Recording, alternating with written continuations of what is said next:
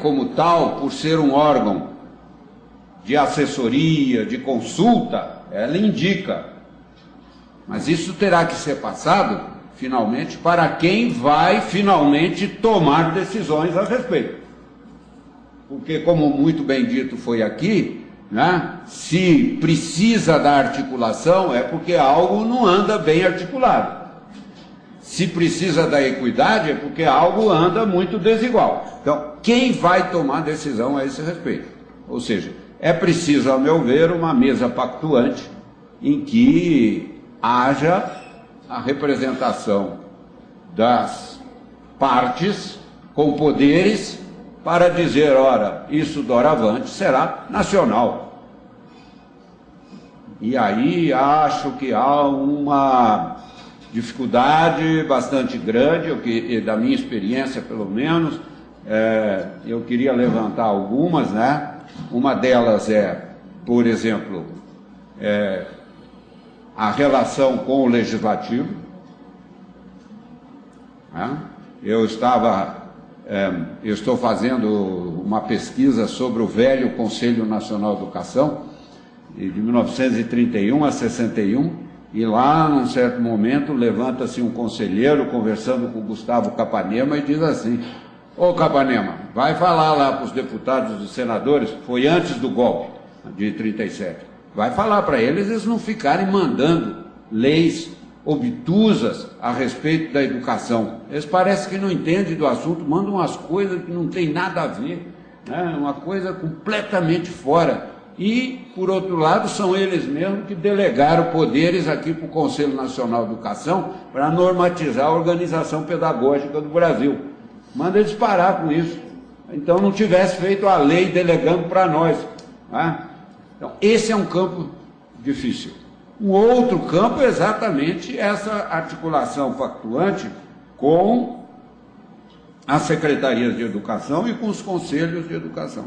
São dois órgãos com poder decisório que são fundamentais para estarem presentes nessa mesa pactuante. É por aí que eu entendo a participação que eu poderia dar nesse momento, essa pergunta de fogo, assim, batata quente, jogada. Obrigada, professor Cury. Secretário Chagas. Se fosse fácil, talvez de 81, quando a Constituição disse que era para fazer em 88, né? Já há 25 anos estaria pronto, né? É o artigo 211 e 23.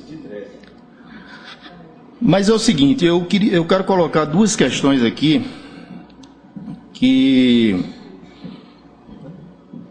eu tenho para mim que pode ajudar nessa expectativa que nós estamos tendo há muito tempo de reorganizar ou de organizar o Sistema Nacional de Educação.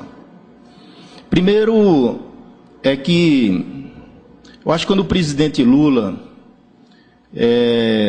propôs que se fizesse conferências nos vários setores sociais, é porque ele entende, e nós entendíamos também, que a participação é essencial. E a participação não é essencial apenas para ouvir, é essencial para organizar também. Eu acho que as conferências que têm acontecido nos vários setores, elas têm dois movimentos. Uma, organizar os setores e organizar o conteúdo. Pelo menos esses dois caminhos. E, em que pese o setor educacional ser o setor, para mim, o mais mobilizado, o setor social mais mobilizado, e não é mobilizado apenas porque faz greves, passeatas, acampamentos. É mobilizado porque faz debates como esse. Faz encontros, faz conferências, fez os CONEDs, fez as conferências de educação base, as CBEs, né? Conferências Brasileiras de Educação, fez os CONEDs, as universidades fazem os encontros, a ANPED faz seus encontros, a ANPAI faz seus encontros, a academia faz os seus encontros, os os sindicatos fazem os seus encontros. Isso é mobilização, e isso discute conteúdo. Então, eu acho que quando a Conferência Nacional de 2010 propôs a criação do Fórum Nacional de Educação, uma reivindicação antiga, muito antiga, e quando propôs a criação de uma Conferência Nacional de Educação, como órgãos do Estado brasileiro dentro da organização do sistema, é no sentido de que esses dois órgãos, eles devem ajudar a que isso aconteça. Vamos pegar aqui o sistema que não é o sistema que nós queremos ainda, nós estamos lutando pelo sistema articulado, mas na saúde é o Sistema Único de Saúde. E o Sistema Único de Saúde já fez 14 conferências. E foi na 8ª conferência que ele se tornou sistema. E o Conselho Nacional de Saúde, com os respectivos conselhos estaduais e municipais, estão dentro do Sistema Único de Saúde. Então, o que eu estou querendo colocar, quero colocar aqui? Eu quero colocar que não basta a regulamentação legal, com leis do artigo 23, se você não tiver um pacto com a comunidade educacional. E a comunidade educacional, nós trabalhamos com os pais, os estudantes, os profissionais da educação e os gestores, que são os 4 segmentos que hoje compõem a Conferência Nacional de Educação. Então, para mim é o seguinte, primeiro, para avançar na constituição do sistema articulado, nós temos que fazer concomitantemente, não podemos fazer um e depois fazer o outro, porque senão vai demorar mais um século. Nós temos que fazer, aprovado o PNE, 2 caminhos. Desdobrar o Plano Nacional de Educação nos planos estaduais e municipais, porque só o nacional não dá conta, então ele tem que se desdobrar em planos estaduais e municipais. Segundo, nós temos que discutir a regulamentação. Como que fazemos a regulamentação? Não pode ser um e depois o outro. Até porque o plano está dizendo que, se ele for aprovado amanhã, a partir de amanhã tem 2 anos para regulamentar o sistema.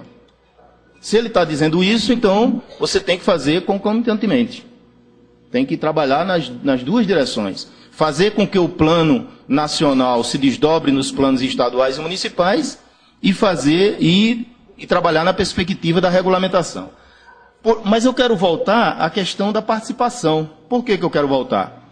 Porque é o seguinte, se nós quisermos vários elementos quando nós procuramos vários elementos para o Plano Nacional de Educação, nós podemos encontrar no documento final da CONAI 2010, não é verdade? Quando terminar a Conferência Nacional de Educação, nós vamos ter um documento final. Aliás, um documento final que pode até não estar completo em relação ao que nós precisamos, o que nós queremos. Mas ele vai estar razoavelmente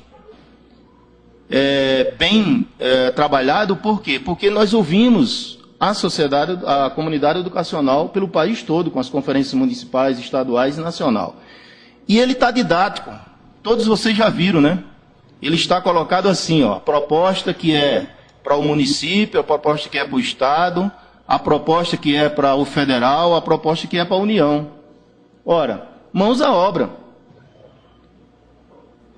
Nós podemos ter um documento que vai ter a matéria-prima, vamos dizer assim, para nós trabalharmos o desdobramento dos planos do Plano Nacional de Educação e trabalhar a questão da regulamentação.